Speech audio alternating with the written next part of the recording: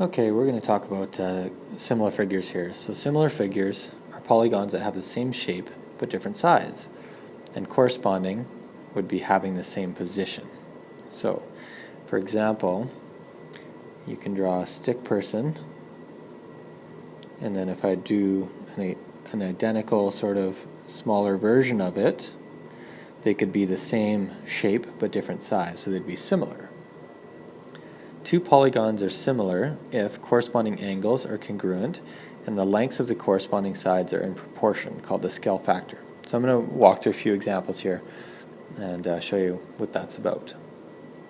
So this first one, show if the triangles below are similar or not. So the first thing we need to do is look at the angles here. Now this triangle's been twisted a little bit. But if you can visualize the different angles sort of together, this 55 degrees goes with this 55 degrees, this 90 degrees goes with that one, and 35 degrees here goes with that. So this part here would just have to rotate down a little bit. So now we have to look at the side lengths. Now, because this is rotated, this side length here, side YZ, is actually corresponding to side CB, okay? And then side AC is corresponding to XZ here, all right? So we need to set up our ratio to see if things line up correctly. So let's look at the big triangle first here, and let's use, let's do the hypotenuse and the bottom side here. Okay, so the hypotenuse is 40, so we're going to put 40 here, and then we're going to divide it by the bottom side, which is 32. Okay, and we're going to set that equal to, well, now we have to look at the hypotenuse of the smaller triangle, which is 25, over the bottom, which is 20. Okay, now, again, this is the hypotenuse compares to the hypotenuse here, and then the bottom compares to the bottom. So I've set up two, these are called ratios. Now we need to simplify them to see if they are the same. So let's divide, let's start off dividing 40 by 4, okay? And 32 by 4. So 40 divided by 4 is 10. 32 divided by 4 is going to be 8. Okay, and then we can actually reduce that as well. If we divide by 2 and divide by 2, we get 5 over 4. All right, now let's reduce this one. So let's divide this by 5, and let's divide that by 5, and right away we get 5 over 4. So these are actually the same. So if they're the same, we know that the scale factor is the same. So these are, in fact, similar.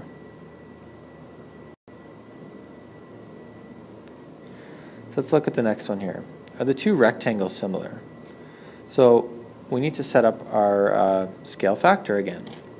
So here, 18, we're going to do it over 36. 18 over 36, we're going to compare that to 25 over 45. All right, now let's reduce this. We can divide this by 9, we can divide that by 9, and we get, 2 over 4, which reduces to actually 1 over 2. And over here we're going to divide this by 5, and we're going to divide that by 5.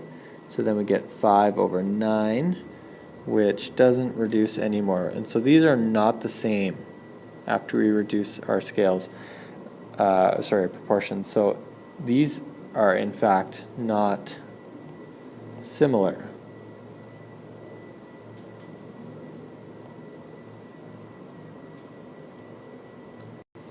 All right, the next one. Are the following triangles similar? Well, all the angles are included, so let's look at those right away. So 60 compares to 60, and 30 compares to 30, so the angles are okay.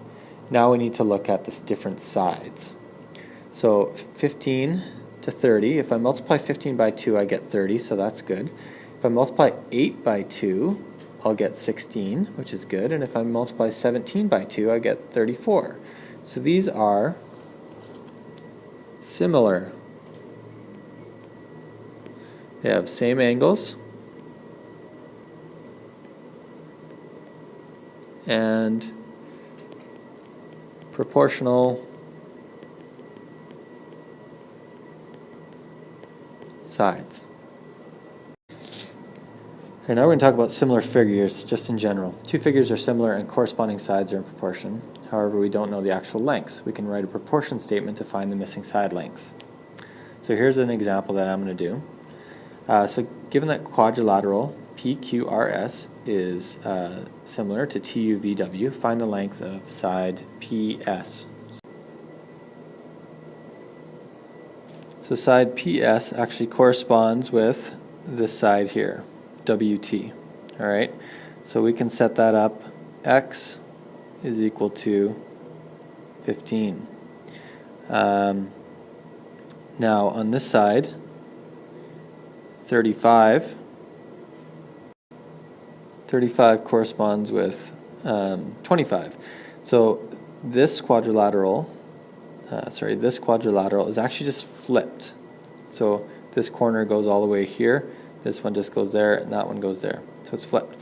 So X compares to 15, and we're going to set up our proportion statement. So, and then on this side, 35 compares to 25. So if we cross multiply, we get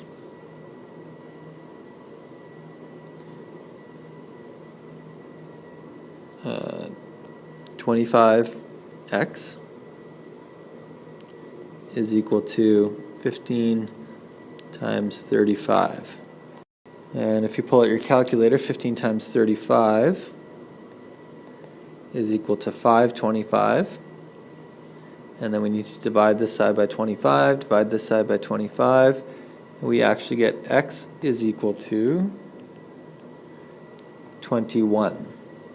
So this side is equal to 21. Now does that make sense? If we look at the numbers, yeah, it looks to be about right. So I'll do another example here. Given that triangle IJK is similar to LMN, find the length of IJ and the length of IK. So let's set up a proportion statement. So we want to find out what x is. So put that here. And x corresponds to side ML, which is 28. Okay. And we know 54, so we got to work with 54. And 54 corresponds to side 42. So again, we cross multiply like that. And we will get 42x is equal to 28 times 54. 28 times 54 is actually 1,512, and if we divide that by 42, we get 36. Okay, let's set up our proportion statement for figuring out what IK is. So IK is actually Y, and that compares to side length of 35, and then we'll use the ones that were given, so 54 and 42 again. So 42y is equal to 35 times 54. So 42y is equal to 1,890. And if we divide by 42, y equals 45. So that equals 45, and that equals 36.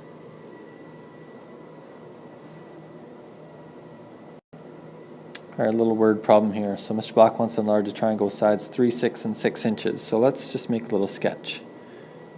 So that'll be 3, that'll be 6, and that'll be 6. Now we're making a new triangle, and the shortest side is going to be 12.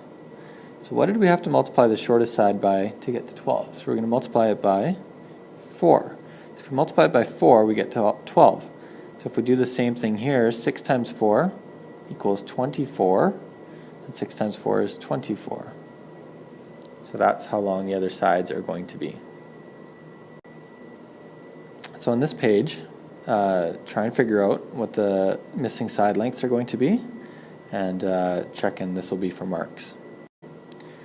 Similar right triangles, I'll go through this quickly. Right angle triangles have one angle that's 90 degrees. Remember that all angles in a triangle add up to 180 degrees. So therefore, the other two angles must add up to 90. For example, in the triangle below, one angle is 90, and the other two angles are 45 and 45. 45 plus 45 equals 90 degrees. So here's an example. What is the missing angle in the right angle triangle?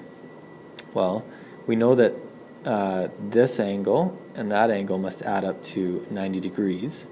So quick math here, 180 minus 90, which is the right angle, minus 66, which is that angle, gives us what's left, and that works out to be 24 degrees.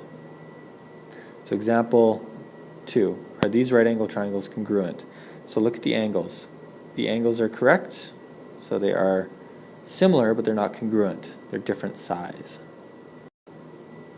So here's some practice questions that again you can go through and hand in for some marks. And that's the end of this lesson.